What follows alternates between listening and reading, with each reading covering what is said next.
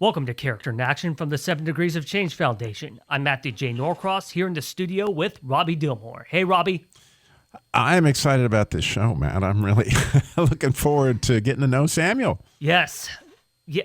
Samuel. This week's guest is Samuel Rivers. He has served as a regional leader for Christian International in the Carolinas and Virginia, and has also served in the South Carolina House of Representatives. He joins us now over the phone. Sam, thanks for being on Character in Action. Thanks for the invite. Now, before we get started, can you please tell our listeners more about yourself? Okay, great. Well, currently I do pastor a local church in Charleston, South Carolina. It's called the Voice of the Lord International Ministries. I started that church from scratch with a little bit of money from my dad, and from that, the ministry has just taken me throughout the United States and globally, and I've made some extremely great accomplishments and contribution for Christianage. And about in 2012, I felt the need. Well, there was always a love for politics there, and in 2012, it's when I really felt, or 2011, I started sensing that need to really do a little more. It came from a message that I preached one Sunday morning. It's today make a difference. And I went home that next day, didn't think too much about it, but I went back to the church that next day, and I started to pray, and I laying on the altar. I just said, God, what's next? Did I really make a difference? And at that particular time, I was serving as the vice chair for the Berkeley County Republican Party. And prior to that, the chairman came to me and he said, there is a house seat that is open right in your front yard. And I said, you know what, I just don't really want to interrupt my life with politics because I'm living a really great life. And from there, I went home, back to the Sunday, back to the Monday. I'm at the church, and I'm just praying at the altar saying, God, did I make a difference? And what's next? And now I go home that same night, I'm thinking about that house seat the entire time, throughout the entire time. So I called the chairman. I said, you know what? I think I'm going to put my name in the hat. And from there, we went through so many different changes because over 200 people across South Carolina was thrown off the ballot, and I was one of the ones who was thrown off of the ballot. And in order to get your name back on the ballot, you had to get I think it was probably 40% of active voters in the district. And I said, well, maybe this isn't for me.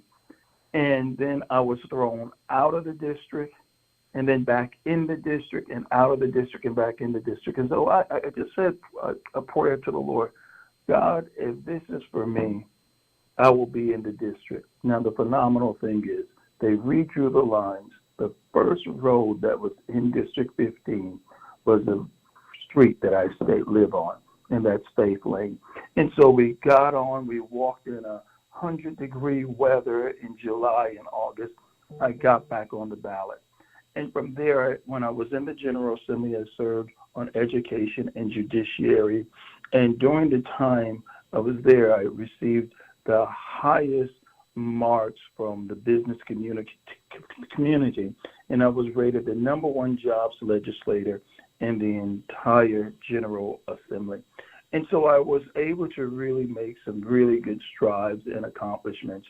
And since I retired from the General Assembly, then the network that I'm a part of, they asked me, would I become regional leader? Would I consider being the regional leader for North Carolina, South Carolina, and Virginia? And so that's where I am. I just wanted to give that in a nutshell. I hope that gives you a more roundabout approach of who I am and what I've done, what I'm doing.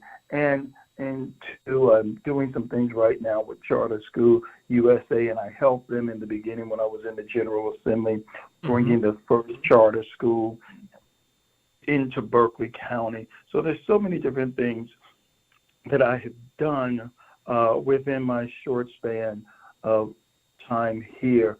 but I still know there's still much to do, and so excited about the future hold, but yet I'm concerned about our nation at the same time. Yeah, it sounds very exciting indeed. Now, how do you define character? How do I define the character? Character to me, I will use the word, and you'll probably hear me say this often, integrity. Character is living by a sense of principles and rules, which are the guiding posts of your life. Character is saying something and sticking to your word. Character is having principles rooted to me in biblical, from a biblical standpoint, and from a professional standpoint, is having the ability to stick to your word, having the ability to stand by your convictions, stand by the people you say that you are for, and two, when you are wrong, that you're able to stand strong and say, hey, I made a mistake here. That's pretty much, I would say, how I define character. Living your life by a code of conduct and sticking to them even when it doesn't appear to be the most popular thing. Standing by your convictions, standing by your word, standing by your promises, standing by what you say you're going to do. And if you cannot do what you said you're going to do, making sure that you fulfill those promises, even if you have to ask someone else to help you. Yeah, code of conduct, key word. That's a good definition of character, don't you think, Robbie? Oh, it's, yeah, really one of the best I've heard, honestly, Matt. I loved it. It's almost like he's a preacher. Yeah. So tell us a story of witnessing either in person or in history. Someone that was a true phoenix, someone that was a role model, leading by example and making the world a better place. Oh, that's a really easy one. It's a good one for me. And it goes back to when I was probably in high school, and I was asked to write a story about the two people who really changed my life, or the people who I respected the most in history. And it was Abraham Lincoln and Martin Luther King Jr. And because Awesome. I would say because with both of them, especially Abraham Lincoln, against all odds, in the face of no's, in the face of calamity, he kept pressing on for what he believed in spite of the no, in spite of the threats. And as a result, our nation, especially those who are of African descent, has experienced such a revolution in American history. So he set the pace that it doesn't matter how many times you receive a no, to keep pressing through, and eventually you will succeed. Because we understand that he ran for president several times and he lost. And so what I got out of that is never accept a no. If you believe in something strong enough, never stop, keep going, and God will make a way. And we all know the familiar story with Dr. King, that he was just at the right place at the right time. And even out from where he started to where he ended, it was taking a stand. And of course, there are some other personal things in his life that I won't here to talk about, because we've all had our own little Achilles heel that we deal with. But the ability to fight for a cause greater than yourself, to fight for something that goes beyond your lifetime. And so with those two, they made contributions so significant that it lived beyond their lifetime. And I would say those two, the marks, the determination, and the consistency of those two men really helped to shape my life and the things that I'm currently doing. Yeah, Abraham Lincoln and Martin Luther King Jr. especially are great historical figures, that's for sure. So, share a moment that stands out in your mind, something big or even the slightest gesture that was a transformative Phoenix moment, one where you knew it has significant impact on an individual's life or on a group of people? Mhm. Well, it goes back to back to high school when I was in speech and drama, and it was my high school speech and drama teacher. And I went to school. I had a speech. I had to give the speech. And I woke up that morning and I was hoarse. I had laryngitis. And although they taught us how to speak from our diaphragm and all that, and I tried to get out of the play, get out of giving the speech because my voice was cracking and all of that. And I can still remember the guy's name, Mr. Studenmeyer. And I told him my voice is really hoarse, and if he could just accept the written copy of the speech. And his words were to me, Rivers, today I'm going to see what you're really made of. Quite an amazing story. I got up, I spoke from my diaphragm, and it probably was one of the most significant things in my life, that you can live and you can press beyond what goes on in your physical body if there's a determination and you have someone pushing you. And I still live by that to this day, that I've never allowed anything, whatever I went through, I never allowed that to stop me. I continue to press on, and I can tell you so many stories when I've been faced in some of the unusual circumstances, and I continue to press on. So from that particular story, in high school at a speech and drama class, giving a speech, I remember, I'll make this really short. I remember I was going to Bulgaria for a conference, and I was supposed to arrive a whole day early just to do some sightseeing and all that. And somehow the plane leaving Charleston got detoured, or something happened in North Carolina. And I end up staying in the air from airport to airport for 24 hours. I got to Bulgaria, I would say 3 hours or 2 hours before I was supposed to speak. Here it is, I'm in the London airport. And because I had carry-on, I went in the restroom, brushed my teeth, and took some things out of my suitcase and washed my face and all of that stuff. And I started preparing my message. By the time I landed in Bulgaria, it was, I would say, an hour and a half before I was supposed to speak. My luggage was lost. They said, look, are you still able to do it? I said, I'm ready. I finished my message in the airport, got up, taught that evening, never said a word, that I was stuck in the air from airport to airport for 24 hours. The pastor said, I've never seen anything like this. You never alluded to anything that you went through, that you got up and you were ready. And it all stems from Mr. Studenmeyer saying, today, Rivers, I'm going to see what you're made of. So I'm curious, you had mentioned early on that your father helped you begin the ministry that you have. So it sounds like you had a unique relationship with your father. Can you tell us about that? I had a unique relationship. It was from a little bit of money, not a lot of money. I'm going to tell you that. But my parents were divorced, but my dad was his independent business owner. He was a brick mason. And it was so interesting that my dad, he did wrestle with his demons, but he always had the right thing to say to me. I can remember we went to Atlanta, and here it is, two particular stories.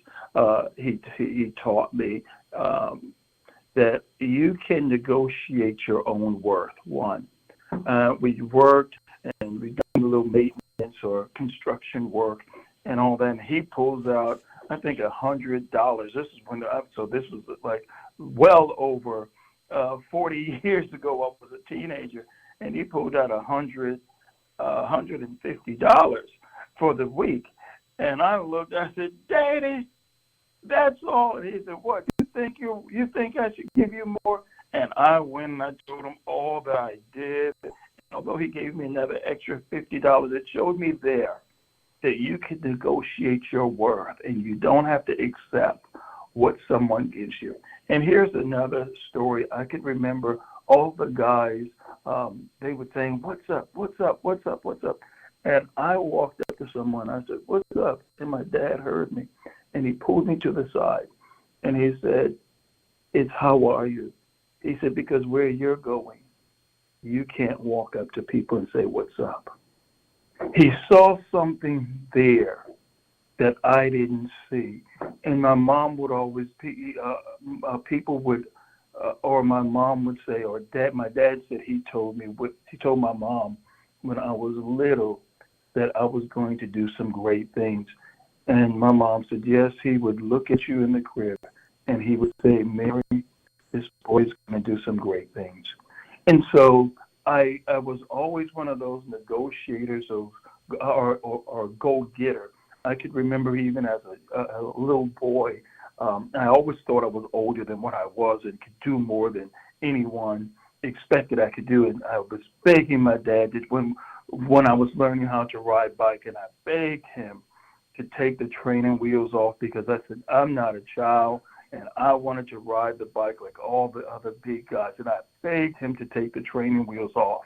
And so he ended up taking them off, and here he's pushing me behind. I'm pedaling, and he has his hands on the seat, and I'm pedaling faster, and he's still running behind me. And I'm saying, Daddy, let it go, Daddy, let it go. I have it, Daddy. And we're still wiggling. And when he realized I had the speed, he let it go. So I was always one willing to go, but just to looking back at some of the things and how instrumental my dad had been in my life. And although he didn't do everything right, and that's why I could really say little boys need their dads. So we did have a good relationship, but then there were times we had a dicey relationship after my parents got divorced. He wasn't around because he was in Atlanta. We were in South Carolina. So our family went through some changes, but afterwards we mended all the separational gaps. And I can remember like a week before he died, he called me up on the phone and he said, son, I was just thinking about you. I love you and I am so proud of you. Wow. Those were the last words I heard. And my dad was killed in a car accident that next week. Yeah, I really think that's, David said it in the Psalms, keep me as the apple of my father's eye. And right. That's what dads everywhere need to listen. Just to really have that kind of faith in your child and to keep him as the apple of your eye. And you could see that obviously Samuel was that for his father, and that kind of faith, people grow into that. It's a beautiful, beautiful story. And, you could just tell, I could tell in all that you've shared that clearly there was something early in your life where people had faith in you, and you could hear that from, both the teacher, your parents, and that's really a beautiful story. It is. So we're going to talk about 3 character traits today, and they are caring, citizenship, and empathy. The question I'm going to ask you about caring is, what does it mean to you as both a pastor and a public servant? Okay, about caring? Correct. Okay, as a pastor and a public servant, caring is this is where you look beyond your personal needs and you see the needs in others and you help them achieve their goals, whether it's spiritually, financially, or emotionally. And so putting yourself in a situation or putting yourself that you could in a situation or a space where you could help them to see their value. Because one of the most important things about caring for a person, you cannot mix you cannot have kindness without truth. And when I say that, if you have kindness without truth, you end up doing something for a person and not seeing the truth of who they really are. And that means Right. looking at their weaknesses, where their inadequacies, even some of their inconsistencies, and having enough compassion to share, okay, this is the good I see here, but these are some areas where I see you if you correct this, then you could do that. And so caring enough for a person to not get in the dump with them, but having the empathy that you see where they're at, and you have a sense of knowledge or that understanding to say you can't stay there, but this is how you're going to get here if you make certain changes. So seeing a person where they're at and helping them to move out of that place, that you're not going to sit there and just cry with them, that, okay, it's okay to cry, but now it's time for you to move on. One of the most familiar Bible passages, and people don't talk about it that often, is where the Lord told one of the prophets. He said, I think it was, don't hold me, whether it was Isaiah or Ezekiel, I just can't remember, but it was one of the ones. He said, I'm going to take your wife from you, and I don't want you to cry. I don't want you to mourn. Powerful words. Very powerful words. So, the next trait I'm going to talk about today is citizenship. And my question to you is, what does it mean to you to be a good citizen? What does it mean to be a good citizen? This is so deep and it's so powerful. I remember as just in high school, whenever they always play the national anthem. Yes. And I was always so proud. As I got a little older, I was always so proud, even to hear that song, for the land of the free and the home of the brave. Citizenship is a love for country, a love to serve, a love to respect your fellow citizen, Right. that you care enough for your country that you're willing to put your life on the line. And what I see right now with our country, I think there has to be more citizenship, a love for the Constitution, a love for law, a love for those who protect the law. That means rather we don't throw out the police department, we don't throw out the judiciary system, we don't throw out the politicians, but we see that the system in itself, the way the framers framed it, it's a really well-balanced system. It's just sometimes people find their way around and they circumvent the system that is there. But having a great love for our Constitution, having a great love for the system, and that the system works, but we do have imperfect people in the system. So we don't throw out the system and we don't throw out our nation, because out of all the nations, you may have, there are a lot of dirty nations, and people may say America is dirty, but I tell you what, it's the cleanest dirty nation out of them all. Very true. So I hope that really answers just a love for just a love to serve your nation, a love to stand up for the cause. I support the veterans. I support the fire department. I support the children's hospital. It's just because I love what this country has enabled, what it has done for me, and I love her and I love her people. Even when they make me upset, I love my nation. I want to serve. I want to be there to help my nation, to help the people. Can, whether it's through prayers, whether it's through finances, whether it's through giving, whether it's through giving a speech or whatever, counseling. I'm just here to serve my nation. Yes, those are powerful words. Now, we're about out of time, but before we close, what does the trait of empathy mean to you as a Christian? That's the last question. It's about empathy. Empathy, this is a little, to me, it's a little complicated, and we probably don't have time to go into the depth of empathy. And I've probably alluded to some of it. Empathy is that you could see a person's struggle. You can empathize with a person where they are, but you have the grace to pull them out of. Even when we look at the whole civil rights movement, and I remember being on this platform, and it was I was probably one of the the black ones on there, and there were black people, and this whole big conversation of race relationships and all that. And I said, although our nation has come from a long ways, and I said to my white brothers and sisters, although you are not responsible for what happened hundreds and hundreds of years ago, just be a little more sensitive to the plight of African Americans in this nation.